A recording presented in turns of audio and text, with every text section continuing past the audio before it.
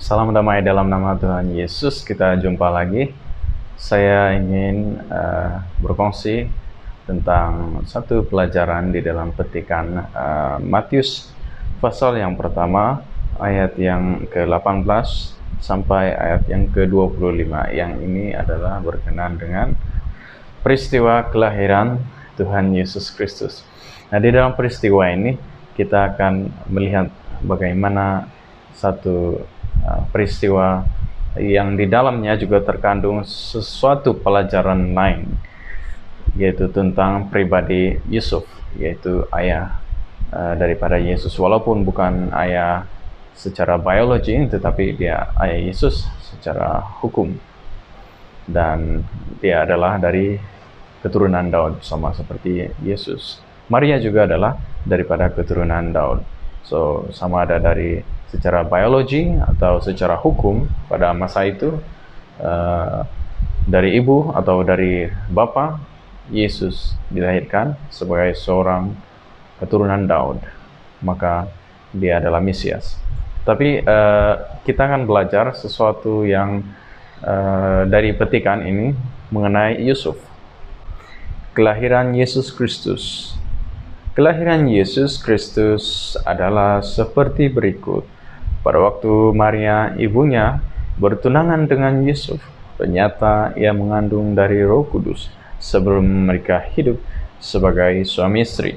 Karena Yusuf suaminya seorang yang tulus hati dan tidak mau mencemarkan nama istrinya di muka umum, ia bermaksud menceraikannya dengan diam-diam. Tetapi ketika ia mempertimbangkan maksud itu, malaikat Tuhan nampak kepadanya dalam mimpi dan berkata, "Yusuf, anak Daud, janganlah engkau takut mengambil Maria sebagai istrimu, sebab anak yang di dalam kandungannya adalah dari Roh Kudus. Ia akan melahirkan anak laki-laki, dan engkau akan menamakan dia Yesus, karena dialah yang akan menyelamatkan umatnya dari dosa mereka." Hal itu terjadi supaya genaplah yang difirmankan Tuhan oleh Nabi, "Sesungguhnya anak darah itu akan mengandung dan melahirkan seorang anak laki-laki. Mereka akan menamakan dia Immanuel," yang berarti Allah menyertai kita. Sesudah bangun dari tidurnya, Yusuf berbuat seperti yang diperintahkan malaikat Tuhan itu kepadanya. Ia mengambil Maria sebagai istrinya, tetapi tidak bersetubuh dengan dia sampai ia melahirkan anaknya laki-laki, dan Yusuf menamakan dia Yesus. Di ayat yang ke-19 kita dapat belajar tentang bagaimana ketulusan hati Yusuf, karena dia mengetahui Maria tiba-tiba didapati mengandung, dan ini boleh mengakibatkan sesuatu yang sangat buruk terjadi kepada Maria, karena jikalau dibangkitkan di muka umum dan jikalau diadili melalui agama Yahudi pada waktu itu, maka kemungkinan sekali Maria boleh mengalami ancaman nyawa dan dia akan dipermalukan di muka umum. Tetapi Yusuf adalah seorang yang baik hatinya. Maka apa yang dilakukan Yusuf, dia tidak mau menghebohkan perkara ini, walaupun mungkin perkara ini sesuatu yang menyakitkan dia, karena dia tulus mau mengambil Maria sebagai istrinya. Tetapi kemudian tiba-tiba perkara ini terjadi, dan dia mempertimbangkan maksudnya ini. Dia mempertimbangkan maksudnya ini supaya dia merencanakan bahwa mereka akan meneruskan secara hukum sebagai suami istri, tetapi nantinya dia akan mau menceraikan Maria secara diam-diam.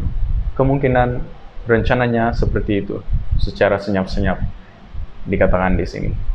Tetapi ketika dia mempertimbangkan, nah di sini kita dapat belajar dari Yusuf bahwa dia tidak terburu-buru, dia tidak emosi, dia tidak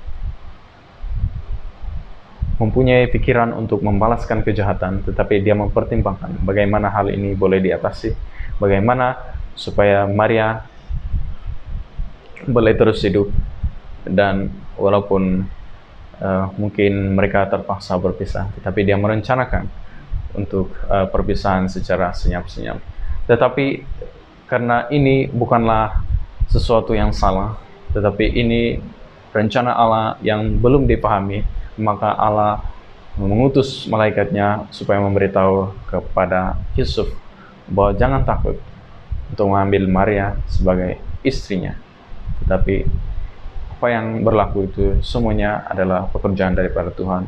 Dia mengandung karena Roh Kudus, karena menggenapi apa yang sudah dinubuatkan daripada zaman ke zaman, apa yang diberitakan oleh Nabi bahwa Mesias akan datang.